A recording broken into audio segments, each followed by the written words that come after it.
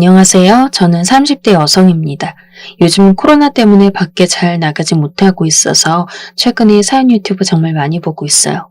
보다 보니 제 이야기도 한번 나눠보면 어떨까 싶은 생각이 들더라고요. 저는 20대 후반에 결혼하려고 했던 적이 있었어요. 어디서부터 이야기를 해야 할까요? 전 꽤 공부를 잘한 편이었고 커리어 챙기는데도 적극적인 편이었어요. 좋은 대학에 들어가고 좋은 성적으로 졸업해 경력 역시도 치열하게 쌓았죠. 저는 경영학과를 졸업해서 마케팅 쪽 일을 시작했는데요. 관련 분야 아시는 분은 아시겠지만 이쪽이 진짜 경쟁이 치열하거든요. 물론 요즘은 어느 분야나 마찬가지지만요. 마케팅 쪽은 특히나 학부 시절에 공모전이나 인턴 같은 경험이 무척 중요해서 저는 정말 바쁜 대학 시절을 보냈어요. 공모전도 여러 개 참여해 수상도 많이 했고요. 학점 관리도 얼마나 힘들었는지 몰라요. 하지만 그 덕분에 저는 상당히 빠르게 제가 바라던 회사의 마케팅 부서로 취직할 수 있었죠. 그런데 마케팅 쪽은 들어가서도 마음을 놓을 수가 없거든요. 사실 어떤 직업은 그냥 입사하면 마음 놓고 좀 편안하게 일해도 되는 부서가 있는데요. 마케팅은 그렇지가 않아요. 항상 야근이 일상이고 게다가 언어 능력도 떨어지면 안 되기 때문에 영어는 기본이고 일어나 중국어, 스페인어 같은 걸 특기로 배우는 직원들도 많죠. 저도 영어 회화를 수준급으로 유지하려고 평일에 계속 스터디를 다녔어요. 20대 초반에 대학 졸업하고 칼취업해서 저는 이미 20대 후반에는 상당한 연차와 경력이 쌓인 상태였죠. 워낙 야근도 많고 힘든 직장인데도 뿌듯하고 보람차서 즐겁게 직장 생활을 하고 있었고요. 그런데 20대 후반 되면 여성분들은 좀 그런 거 있잖아요. 결혼 빨리 해야 할 것 같은 조바심 같은 거요. 그런데 소개받아 만나긴 좀 그렇고 자연스러운 만남 추구하는 입장에서 누굴 만나기가 참 힘들었어요. 직장에서 동료들은 정말 말 그대로 전우나 다름없는 사람들이라 이성적인 감정이 생기지 않고 그렇지 않고는 아예 만날 시간조차 없고요. 그래서 저는 제가 나가는 영어 회화 스터디 쪽으로 눈을 돌렸어요. 거긴 그래도 서로 잘 몰라서 설렘이 생기기 쉬운 사이기도 하고 영어 잘하는 사람들이 모인 곳이라 수준들이 괜찮았거든요. 결국 거기서 한 사람을 만나 사귀다가 결혼까지 생각하게 됐죠. 한 1년 정도 스터디 다니면서 사귀었는데 영어를 무척 잘하고 제가 말하다가 막히면 아주 부드럽게 도와주기도 해서 상당히 호감을 가지고 있었어요. 그런데 스터디하고서 뒤풀이 겸 저녁 먹고 맥주 마시러 갔다가 그 사람이 저한테 따로 만나볼 생각 없냐고 과감하게 접근을 해서 저도 흔쾌히 그러자고 해서 시작이 됐죠. 그 남자는 영어 교사였어요. 어쩐지 영어 회화를 무척 잘하더니 직업이 그쪽이더군요. 게다가 발음도 좋았는데 완전 한국 토종 영어라 해서 좀 놀라기도 했어요. 언어 쪽으로는 재능이 있는 것 같았죠. 남자친구는 저랑 1년 정도 사귀었는데 그동안 한편으론 괜찮은 사람이기도 했고 한편으론 단점도 보였어요.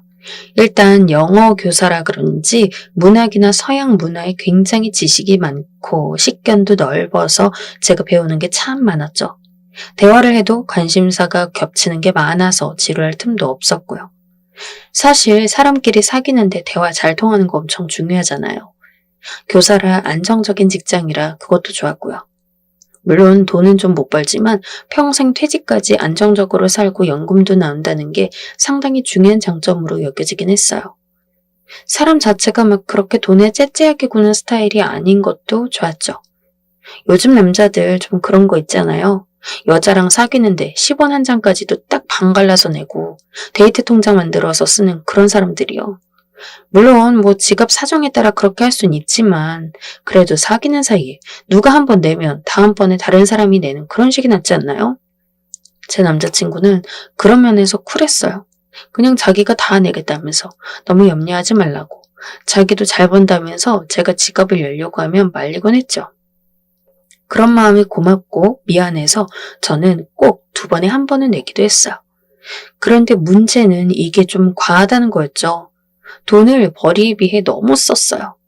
하루는 남자친구랑 백화점을 갔는데 명품관에 가봐야 한다는 거예요. 명품관? 아, 구경하게? 구경 좀 해야지. 안 간 지 오래됐다. 하긴 구경 자주 했잖아. 응, 그치. 나 백화점에선 잘 안 사니까. 그때까지만 해도 저는 남자친구가 명품 같은 건 그냥 관심만 갖고 보기만 하는 줄 알았거든요. 솔직히 제가 보는 곳에는 그리 명품을 많이 사용하지 않는다고 생각했어요. 전 아예 명품에는 관심도 없고 잘 알지도 못했기 때문에 그렇게 생각을 했죠. 아, 이거 이쁘다. 그런가? 예쁘지. 자기는 그런 거 관심 없더라. 난 명품 그렇게 크게 갖고 싶지가 않더라. 우린 어떻게 된 게 참 반대로 됐어. 난 명품 좋은데. 자기도 별로 사지는 않잖아. 백화점에서 안 사는 거지. 난 직구를 하지. 훨씬 싸게 잘 살 수 있으니까. 아, 그래? 저는 의아했어요. 제가 고개를 갸웃거리고 있으니 남자친구가 자기 지갑을 가리켰어요. 이것도 다 명품이야. 벨트도 그렇고 신발도 그렇고. 난 로고 플레이 안 좋아해서 거의 로고 없이 무늬 없는 걸로만 사니까 잘 몰랐나 보다 자기가. 아, 그렇구나. 난 진짜 몰랐어. 뭐 그럴 수 있지. 원래 명품 초보들이나 사람들이 다 아는 거 차고 다니는 거고 난 좀 이쪽에 잔뼈가 굵어서. 남자친구는 그렇게 자랑 아닌 자랑을 했어요. 전 솔직히 그게 자랑할 일인가 싶었지만 그러려니 했죠. 사실 제 쪽에도 마케팅 관련 일하는 친구들이 명품을 많이 두르고 다니긴 하는데 전 거기다 돈 쓰고 싶진 않았거든요. 그런데 좀 의아했어요. 교사 월급 솔직히 거기서 거기잖아요. 인터넷에 몇 번만 검색해도 대충 연차 어느 정도인 교사 월급 얼마인지 각은 잡히고요. 근데 거기서 명품을 저렇게 사도 돈이 모이나 싶은 거예요. 그래도 남자친구가 워낙 쿨하고 좋은 사람이라 전 알아서 했겠지 싶었어요.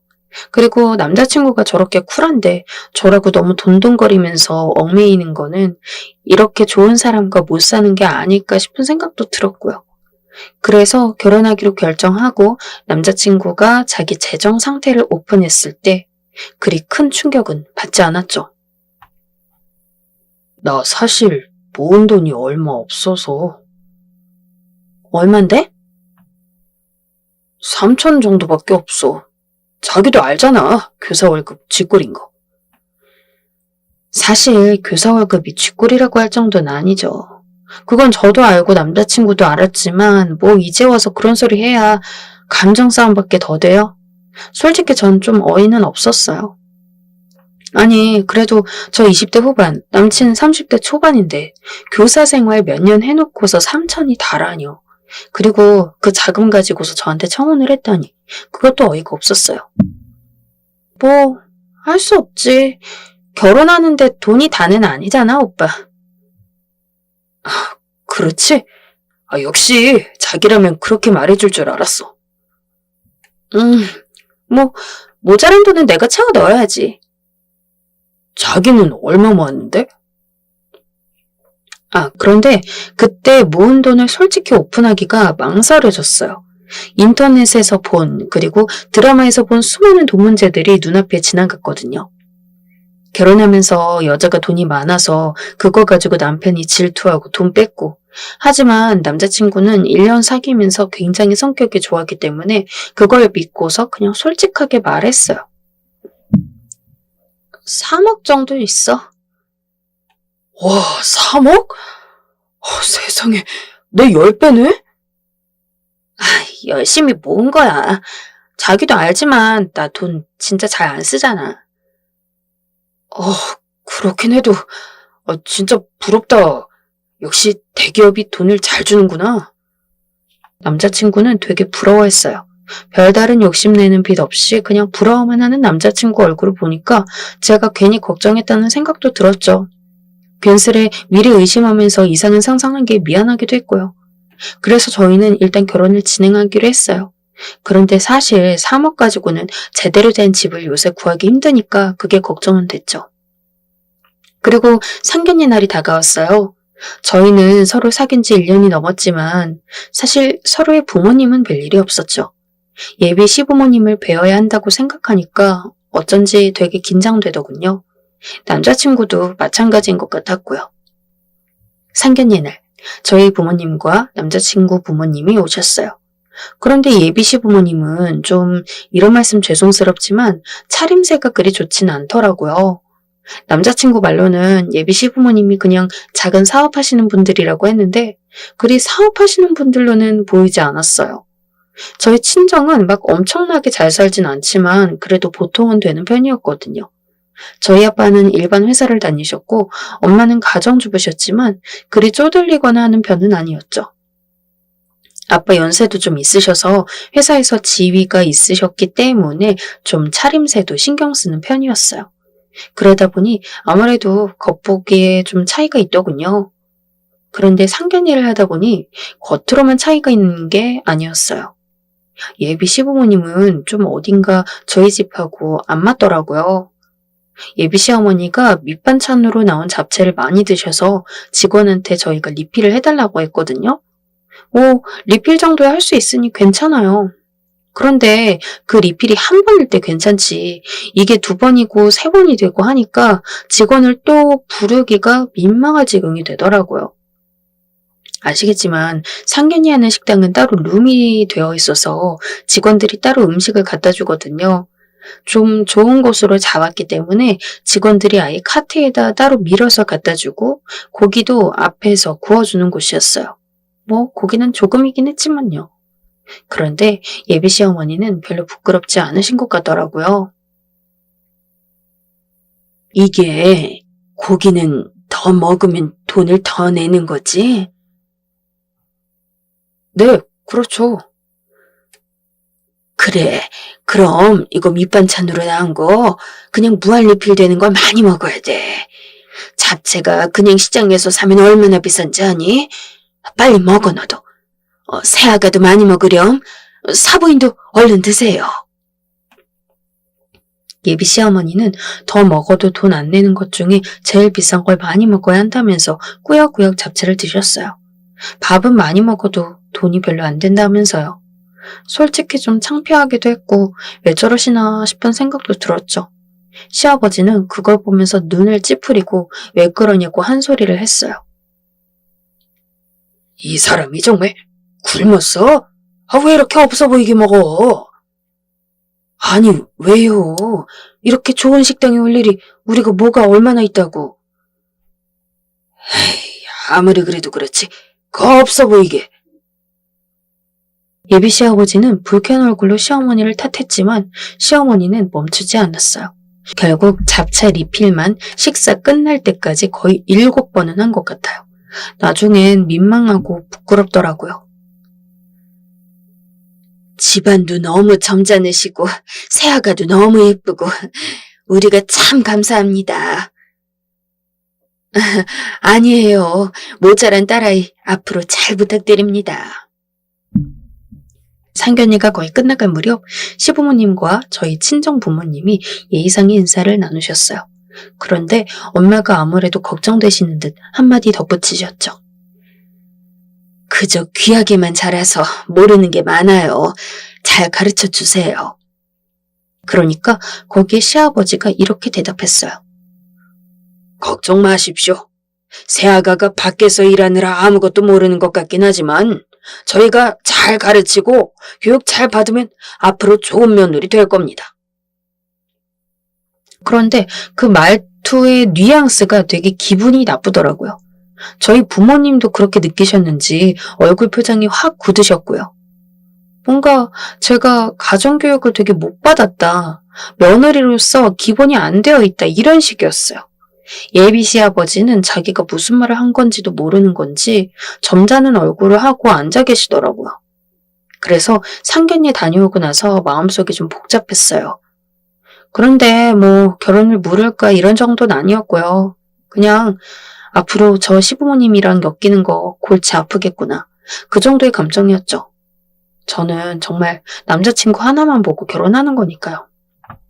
사실 남자친구가 3천밖에 못 모았다고 했을 때 자기 집안에 대한 얘기를 좀 해주긴 했어요.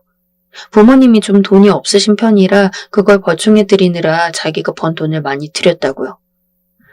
남자친구 씀씀이가 상당히 큰 편이긴 했지만 아마 시댁에 돈을 들여서 더 많이 못 모은 것 같더라고요. 조금 막막하고 앞으로 고생길이겠다 싶긴 했지만 그래도 남자친구랑 아예 결혼을 하지 말아야겠다 정도는 절대 아니었어요. 그런데 문제가 그 다음부터 시작됐죠. 시댁은 사정이 안 좋아서 저희 집 구하는데 돈을 거의 못 보태주신다고 하더군요. 저하고 남자친구를 집까지 불러다 놓고 하신다는 말씀이 돈 1,000만 원을 내줄 테니 잘 써라 하시는 거였어요. 우리 집에서 1,000만 원이나 주는 거다. 원래 요즘은 젊은이들이 다들 알아서 집 해서 가잖니. 하지만 우린 그래도 좀 무리를 해서라도 너희한테 돈을 주는 거야. 네, 감사합니다. 아니, 돈 1,000만 원으로 누구 코에 붙이나요? 하기야 남자친구가 직장생활 동안 계속해서 모은 돈이 3천이니까 거기다 1,000만 원 보탠다면 눈에 띄긴 하겠네요. 하지만 제 돈이 3억이었고 저희 집에서도 돈을 보태주신다고 했으니 신혼집은 거의 저희 쪽 돈으로 얻는 거나 다름없었어요. 우리 쪽에서 돈을 보태주는 거니까 집 구할 거면 꼭 공동명의로 해야 한다. 알겠니? 공동명의요? 그럼 물론이지. 그래도 원래는 모든 재산은 남편 명의로 해야 집안이 평화로운 건데 요즘 젊은이들은 평등하게 한다고 하니 내 거기까진 바라지 않으마. 예비 시아버지는 술을 앞에다 놓고 저한테 따르라고 했어요. 근데 솔직히 남자친구도 있고 예비 시어머니도 계신데 굳이 절 옆에 앉히고서 따르라고 하는 것 자체가 불쾌했어요. 물론 제가 새 며느리인데 이상한 생각은 하지 않았을 거라고 지금도 생각해요. 그런데 그 상황 자체가 불쾌한 거 있잖아요. 워낙 사회생활하면서 겪었던 그 상황에 대한 불쾌감이 있었어요. 사실은 네가 이렇게 센스가 있으면 먼저 남편 명의로 집을 해놓겠다고 해야 하는 거란다. 그런 교육은 못 받았나 보구나 네가. 그런가요? 그래. 원래 아내는 남편 길을 좀 살려줘야 하는 거야. 무슨 말인지 알겠니? 지금 이 문제뿐이 아니라 평생 동안 그렇게 노력하면서 살아야 한다. 남편은 아내를 사랑하고 예뻐해주고 아내는 남편 존경하고 길을 살려주면서 살아야 돼. 시아버지는 술 마시면서 그렇게 말씀하셨어요. 남자친구가 말하길 자기 아버지가 많이 가부장적인 부분이 있다고 하더니 정말이었어요. 솔직히 이게 무슨 소린가 싶어서 짜증이 났죠. 어쨌든 저는 요즘 시대 사람이고 이렇게 낡은 소리를 어른의 충고랍시고 듣고 앉아 있어야 하나 싶었거든요. 게다가 예비 시아버지는 능력도 없는 분이었잖아요. 제가 결혼이 가까워져 오면서 시댁 상황을 여러 가지로 더 알게 됐는데 생각보다도 더 어려우시더라고요. 저희한테 1,000만 원 주신 게 진짜 대단한 결심일 정도로요. 그 점은 저도 좀 죄송스러우면서 고맙기도 했어요. 워낙 어려우신 집 살림인데 거기다 1,000만 원을 빼서 아들 집 사는데 보탠다는 게 보통 결심으로 될 일은 아닌 것 같더군요. 그래도 아들이니까 아들 결혼하는 거니까 주신 거구나 싶었고요. 아버지, 취하셨어요. 이제 그만 드셔도 될 것 같은데. 남자친구는 술을 안 마시고 있다가 예비 시아버지가 소주를 2병째 드시기 시작하니까 말렸어요. 하지만 시아빠는 의아한 얼굴로 남자친구를 보기만 했죠. 너는 왜 안 먹냐? 저는 운전해서 이 사람 데려다 줘야 하니까요. 아니, 너 원래 나보다 더 술 잘 먹지 않니? 그냥 마시고서 운전해도 별로 차이도 없잖아. 아유, 위험하게요. 뭐라는 거냐? 녀석, 너 지금 신부 될 사람 앞이라고 내숭 떠는 거야? 술 먹고서 맨날 운전하고 다녀놓고? 술이 거나하게 취하신 예비 시아버지가 그렇게 말씀하면서 껄껄 웃으셨어요. 그 말에 저는 남자친구를 노려보았죠. 남자친구는 낭패한 얼굴로 무슨 그런 말씀을 하시냐며 헛소리로 치부하려 했지만 예비 시아버지는 계속해서 옛날 이야기를 풀어놨어요. 너 벌써 대학생 때도 술 마시고 운전해서 그 차 박살냈잖냐? 그냥 혼자 산에 박아서 망장이지, 사람 박았으면 큰일 날 뻔했지.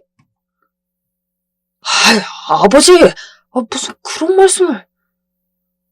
뭘 아닌 척이야, 이 녀석아. 너 얼른 마셔. 아빠가 마시는데 네가 안 마시면 쓰냐? 아버지, 진짜 그만하세요. 남자친구는 결국 화를 내고는 저를 데리고 일어섰어요. 예비 시아버지는 이미 너무 취해서인지 남자친구가 큰 소리를 냈는데도 이 녀석이 왜 이러냐며 웅얼댈 뿐 그리 화를 안 내시더군요. 남자친구는 저를 데리고 집에서 나와 차를 탔어요. 저는 차에 타서 출발한 후에 물어봤죠. 아버님 말씀 진짜야? 뭐가? 진짜로 술 마시고서 운전 자주 했어? 아니지, 자기야. 어떻게 내가 그랬겠어. 술 취하셔가지고 아무 말이나 막 하신 거야. 우리 아버지 보면 알겠지만, 술을 너무 많이 드셔서 술 취하시면 사리분별이 좀 없어져. 그건 자기가 좀 이해를 해줘야 돼. 우리 어머니랑 나랑 아무리 노력해도 나아지질 않더라고. 정말이야? 정말 음주운전한 거 아니지? 아니지, 당연히. 그럼 내가 어떻게 교사일을 했겠어. 걸리면 큰일인데. 징계감이야, 그거. 생각해보니 그건 또 그랬어요. 사실 술 마시고서 그렇게 운전을 많이 했으면 여태까지 걸리지 않았을 리가 없었거든요. 요즘은 워낙 단속도 많이 하고. 그래서 간신히 그 부분은 의심을 풀었어요. 그런데 정말 시아버지라는 분이 갑갑했어요. 술을 마시고서 이상한 소리 나고 너무 시대에 뒤처진 소리 나고 말이죠. 아버님 정말 오빠가 말했던 대로네? 어디가? 어디긴 어디야. 진짜 좀 구시대적인 부분이 있으셔. 저는 한숨을 쉬었어요. 차가 달려서 멀지 않은 저희 집으로 가는 길이 그렇게 멀게 느껴지더라고요. 제가 대체 결혼해서 저런 시아버지를 가족으로 두고 어떻게 살아야 할지 아득했어요. 아니 대체 언제적 아내랑 남편 얘기를 하시는지 모르겠어. 앞으로 오빠가 좀 잘 막아줘야 돼? 아버님 저러시면 나 아무래도 스트레스 받을 수밖에 없잖아. 나 그렇게 살고 싶지 않아. 아버지가 무슨 말씀하셨는데 그래. 내가 옆에서 듣기엔 그냥 그렇던데. 남자친구가 순간 볼멘 소리로 그랬어요. 저는 의아해서 옆을 돌아봤죠. 운전하는 남자친구는 얼굴에 불만이 가득했어요. 아니, 옆자리에 앉아서 그 이상한 소리들을 같이 들은 사람이 맞나 싶었죠. 저는 얼굴을 찌푸렸어요. 옆에 앉아서 다 들은 거 맞지? 재산이라든가 명이라든가 기 살려주라든가 하는 말들 말이야. 들었어. 그게 뭐 어때서 그래? 다 하실 수 있는 말씀이지. 뭐라고? 사실이잖아. 우리 집에서 돈도 보태주시는데 공동명의 하는 거야 뭐 당연한 일이고. 그리고 다른 집에선 다들 남자 기 살려준다고 재산 다는 아니어도 집 정도는 남자 명의로 한다더라. 그 정도야 우리 아버지가 하실 수 있는 말씀이지. 그걸 가지고 뭐 구시대적이라느니 너무한 거 아니야? 아니, 아버님 구시대적이라는 말은 오빠가 먼저 하지 않았어? 내가 하는 말이랑 자기가 하는 말이랑 같냐? 조심해줘야지 먼저. 내가 장인어른들어 나쁜 소리 하면 자긴 듣기 좋겠어? 여태 한 번도 연애하면서 남자친구는 싫은 소리 한 적 없었거든요. 그런데 결혼이 가까워져 온 이 시점에 이렇게 강경하게 싫은 소리를 한다는 게 전 좀 충격이었어요. 게다가 시아빠의 말부터 지금 남자친구의 말까지 하나같이 말도 안 된다는 것도 충격적이었고요. 저는 일단 입을 다물었어요. 그때 처음으로 남자친구와의 결혼을 다시 진지하게 생각해봐야겠다고 결심이 들더군요. 그전까진 그래도 이 사람만 보고 결혼하면 뭐라도 다 괜찮다고 생각했는데 그게 아닐지도 모른다는 느낌이 왔거든요. 그래서 그날은 굳이 목소리 높여 싸우지 않고 조용히 남자친구의 차를 타고 왔어요. 굳이 이 사람하고 여기서 싸워서 될 일이 아니라고 느껴졌어요. 남자친구는 제가 납득했다고 여겼는지 그 이후부터 조금씩 저에게 요구하는 게 늘어났어요. 어쩌면 남자친구는 원래 그랬는데 제가 더 예민하게 깨닫기 시작한 거였는지도 모르죠. 전 그래서 슬슬 이 결혼을 계속해도 되는지에 대해 근본적으로 의문을 갖기 시작했어요. 저희 부모님한테 상의하니까 특히 엄마가 결혼을 한 번 더 여유를 가지고 생각해 보라고 하시더군요. 너 집안 사정 다른 게 그렇게 가벼운 일 아니다. 사실 너 남자친구도 교사긴 하지만 교사가 정년 보장되는 좋은 직업이어도 너하고 벌이 차이가 많이 나잖니. 그리고 생활하는 환경도 너무 다르고 비슷한 사람하고 결혼하는 게 가장 좋을 것 같아, 엄마는. 그럴까? 그래. 네가 좋다면 말릴 생각은 없어. 그런데 글쎄, 상견례 때 본 모습으론 그 집안 식구들이 그렇게 좋은 사람들인가 싶다. 엄마는 결혼 반대는 안 하겠지만 그냥 좀 신중히 생각했으면 좋겠어. 엄마의 말에 저 역시 생각이 많아졌어요. 결혼 날짜를 완전히 정하자고 남자친구가 그러더라고요. 그러면서 은근히 신혼집 구해서 자기하고 둘이 공동명의하자는 말을 하기 시작했어요. 이게 정말 제정신인가 싶었죠. 결혼 이야기가 완전 결정되기 전에는 그렇게 저한테 잘하고 전부 다 저한테 맞춰주더니 점점 진행이 될수록 남자친구 태도가 달라져 갔어요. 그때 먼저 결혼한 친구들이 하던 얘기가 실감이 되더라고요.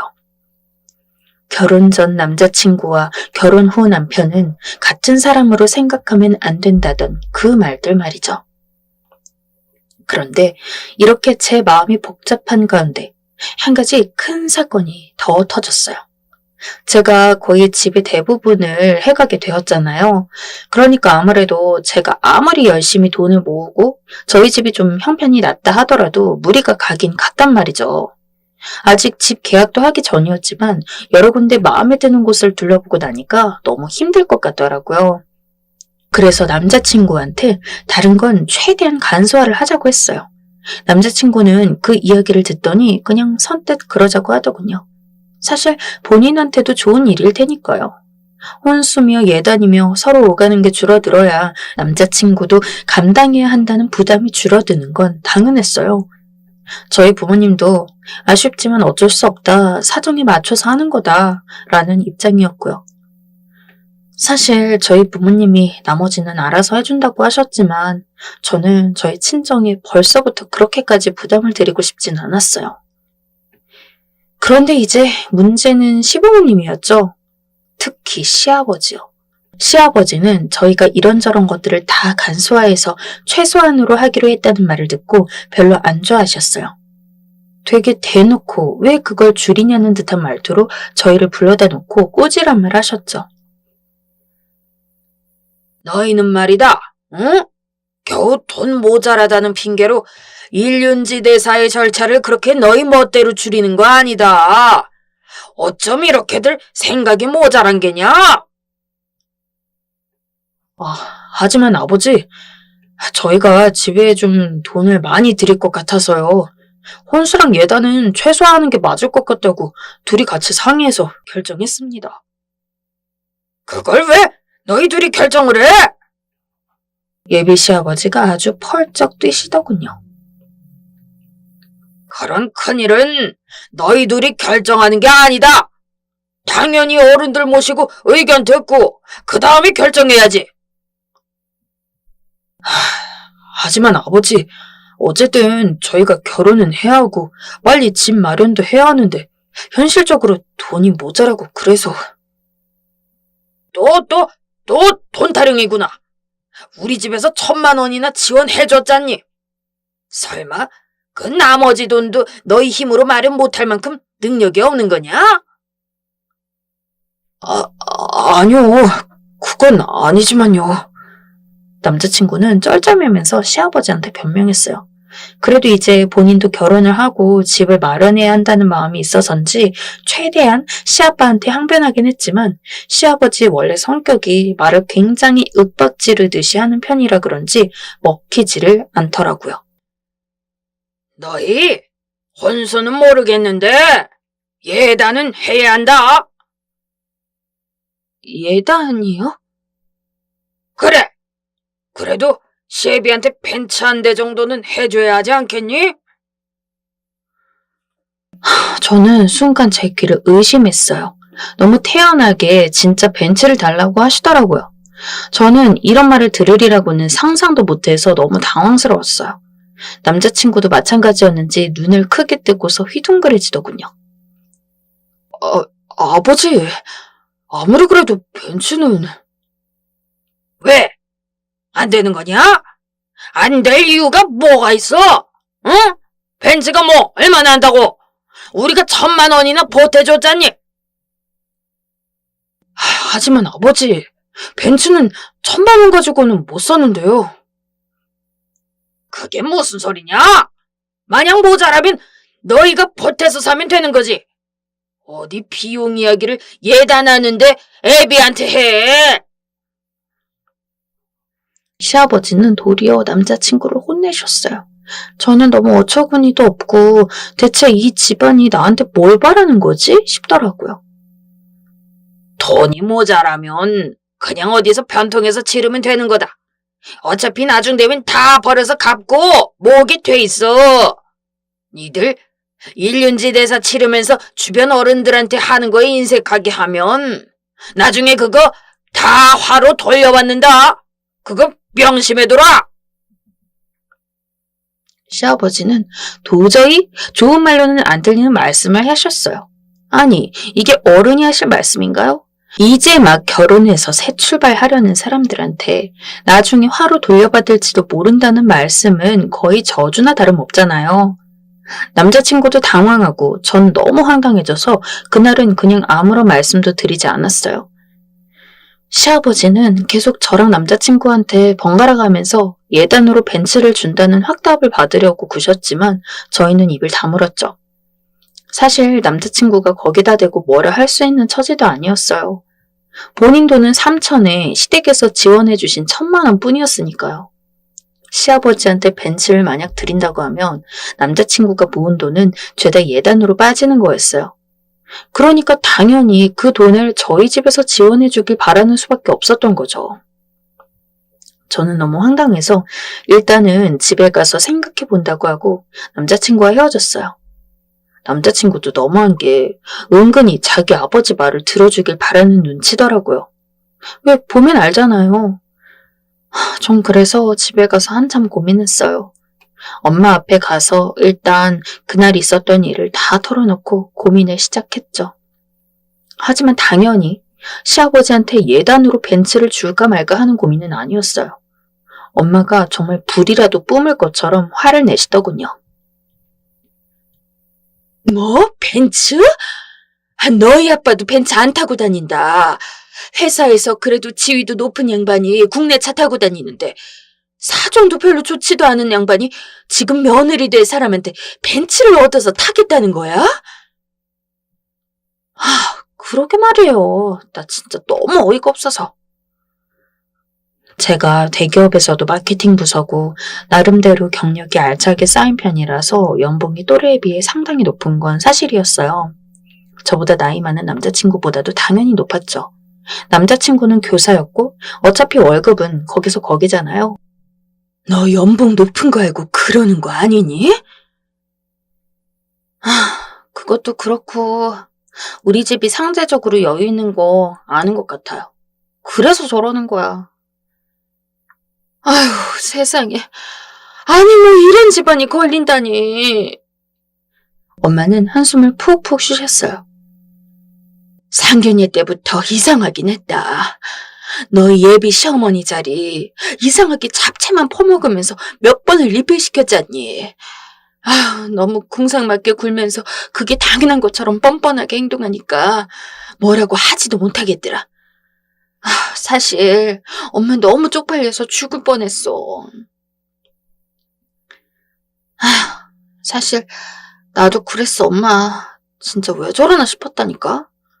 근데 시어머니는 아마 시아버지가 돈 못 쓰게 하고 자기만 이상한 방향으로 써와서 그렇게 궁상 떠는 것 같더라고. 아, 너무 싫어. 엄마는 이 결혼 반대다. 귀엽고 엄마가 단호한 말투로 말씀하셨어요. 저희 엄마는 굉장히 성격이 온화하고 부드러운 편이셔서 절대 무슨 일이 있어도 딱 잘라 말씀하시는 법이 없거든요. 그런데 그런 분이 아주 냉랭하게 말씀을 하셨어요. 너 그 집 가면 고생한다. 그냥 고생 정도가 아니라 아주 개고생하겠다, 너. 신랑이 지금 여기까지 이야기가 나오는데 막지도 않은 거잖아, 지금. 응? 그렇죠. 그럼 더 안 돼. 네 남편도 네 편이 아닌데 대체 뭘 믿고 결혼하니? 네가 결혼한다고 해도 반대다.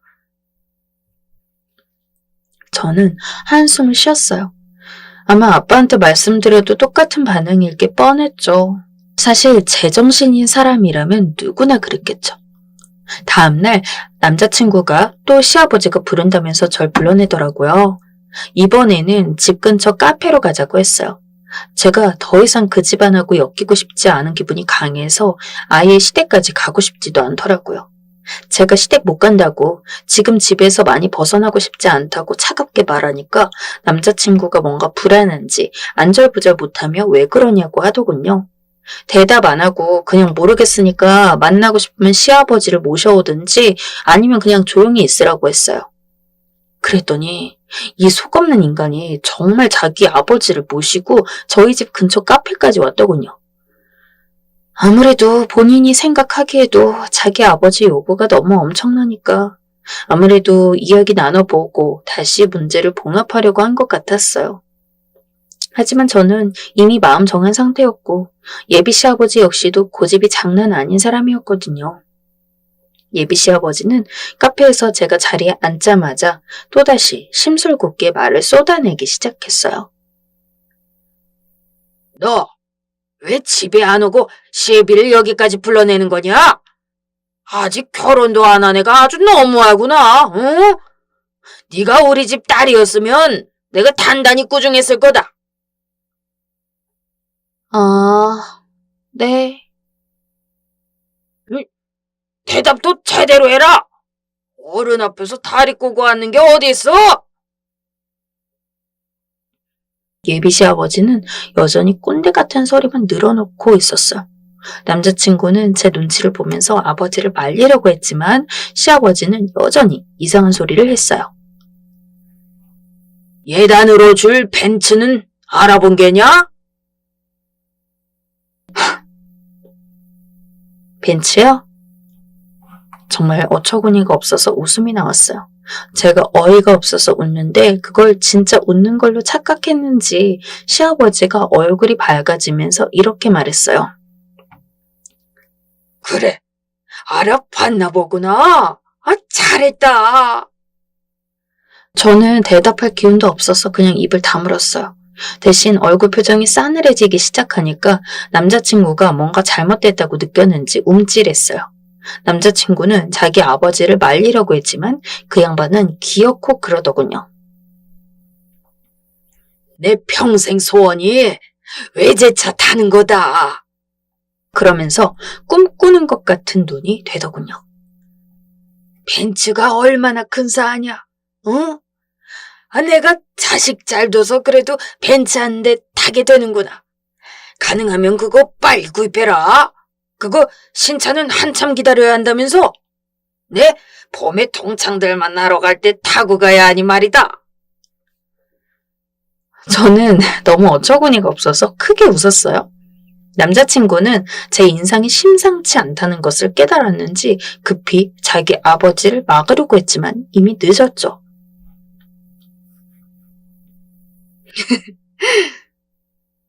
아저씨, 고마워요. 제 인생 살려줘서. 뭐? 한참 벤츠를 상상하던 시아버지한테 저는 크게 웃으면서 말했어요.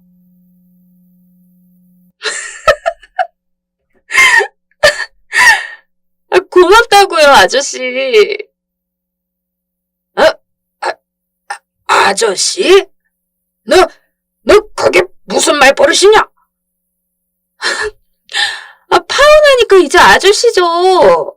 아무 사이도 아닌데 지금 아버님이라고 불리고 싶은 거예요? 뭐라고? 순간 시아버지 얼굴이 완전 일그러졌어요. 곧장 소리를 지르려는 시아버지, 아니 아저씨의 입을 남자친구가 급히 막았어요. 그때쯤 알았겠죠. 자기 아버지를 말리지 않으면 안 된다는 걸요. 아저씨는 펄펄 뛰면서 소리를 질러댔어요. 하지만 이제 파혼인데 제가 신경 쓸 일이나 있나요? 더 난리 피우면 경찰을 부르겠다고 한마디 했더니 그 말에 기가 죽어서 쪼그라들더군요. 사실 제가 딱 잘라 파혼한다고 했을 때부터 기세가 쭈그러들긴 했어요. 저런 사람들은 단호한 사람들한테 무척 약하잖아요. 결국 남자친구는 먼저 아저씨를 보내고 저한테 제발 파혼은 하지 말아달라고 했어요. 하지만 저는 2번 다시 그 사람 얼굴도 보기 싫어서 그 자리에서 아예 이별 통보까지 해버렸죠.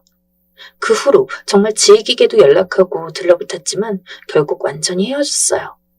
결혼까지 안 가고 파혼으로 끝내서 얼마나 다행이던지요. 아무래도 이혼녀보다는 그냥 미혼인 게 낫지 않을까요?